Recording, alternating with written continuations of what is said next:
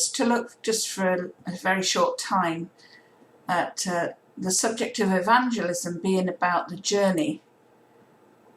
And to start with, I want us for a minute or two to look at salvation of souls diagrammatically.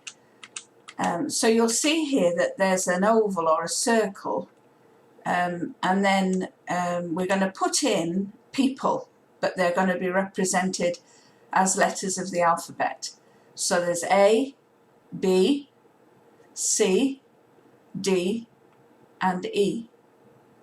Okay, so if you imagine that oval, that circle, as being representing the area of the Christian faith, and then you can see where the people are in relation to that oval of faith. Now we're going to put one more person in, we're going to put a J in to represent Jesus at the centre of faith. So what I want now, if you would, is for you to pause your video for a minute or two, just very short, and discuss which person, A, B, C, D or E, do you think is saved or is in the faith, or who is in the best position with regard to Jesus being at the centre.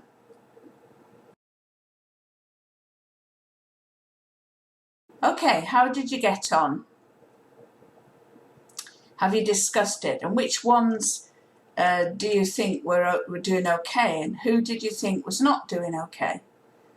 So I'm going to do something else now. I'm going to add some arrows representing the direction each person is going. So we're putting in 6 arrows, and you'll see one of them has got 2 red arrows, and that represents a much increased speed of direction. So that one arrow is going much faster than the others. Now you'll see that this alters significantly how we think these people are doing with regard to their faith. For instance, we see that person D, who seemed okay before, when we look at their direction, it's actually on his way out of faith. And person E, who seemed worse off before, is actually running into Jesus. Person A is being distracted or sidetracked into a wrong direction too. So can you see the complete difference we have with this diagram when we think of it with arrows or with directions, with journeys, rather than either in or out?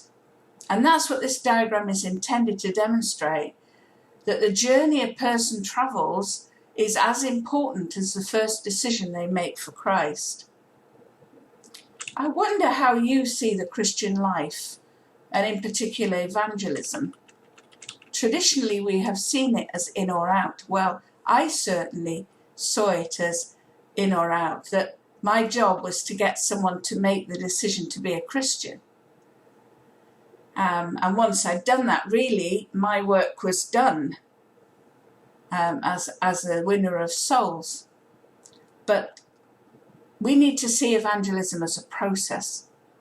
We are walking a journey with our non-Christian friends, and it doesn't begin and end with conversion. And we see this in Matthew 28, verse 19 and 20. It says, therefore, go and make disciples of all the nations, baptizing them in the name of the Father and the Son and the Holy Spirit. Teach these new disciples to obey all the commands I have given you. And be sure of this, I am with you always, even to the end of the age. And 1 Corinthians 11 verse 1 says, be followers of me. This was Paul, even as I also am of Christ. When I was living in Gloucester, I did my midwifery training in Gloucester, and then later on I went back to Gloucester again, and I was a manager in the health service based there. And one of the secretarial staff was called Anne. Anne started talking to me about the Christian faith, and she was very anti, really, quite aggressive. She used to want to argue, and I don't believe in arguing about the faith at all. And anyway, eventually, to cut a long story short, she came with me to our church for the Christmas musical. Our church was a very musical church in Gloucester, and every other year we used to put a full-blown musical on, and it drew a lot of crowds because it was almost like professional. And she came to that, and eventually, with lots of prayer in the prayer meeting and talking to her, she used to spend most of her lunch times with me at work. She gave her heart to the Lord. But then the hard work for me and my family really started. I was living with my parents at the time. I was single. And every Sunday, I had her all week during the lunchtime, but every Sunday she would come to our house for dinner, and all afternoon was discussion. And I remember getting really weary at times, but she needed that. She needed discipling, not just a decision. And she still follows the Lord today. And this was Jesus' method, of course. He walked the journey of faith with his disciples, and we need to do the same. Jesus has taught us a way of life. We need to demonstrate that life to others. We need to live the life in front of them so that they can see this new life in us. And I think that's why sometimes the back door of a church is as big as the front door. People leave because they are not discipled, because the journey is not walked. And I want to recommend to you today that you think about evangelism as a journey, as journeying with your friend. And that shows the importance of relationship. If we are to journey with someone and to disciple them, we need to be in relationship with them. We need to see evangelism as a long-term commitment, and our involvement with our friend as continuing after they've made a decision.